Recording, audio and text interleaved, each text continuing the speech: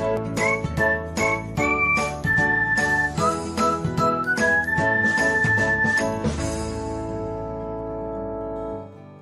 everyone, welcome back to another episode of Technologyglance.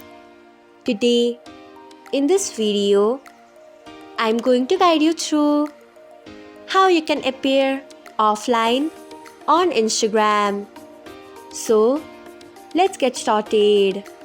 Firstly, open Instagram app in your device.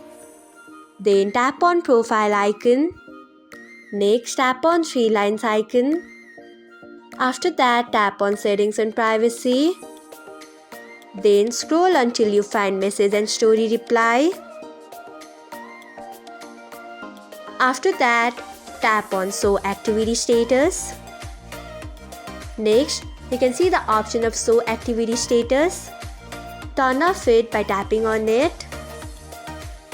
So, this is how you can appear offline on Instagram. Thanks for watching. If you found this guide helpful, we would love it if you hit the thumbs up button below. We upload great new tech tutorials like this one every day. So, do not forget to subscribe to our channel and hit the bell icon so that you will never miss another update.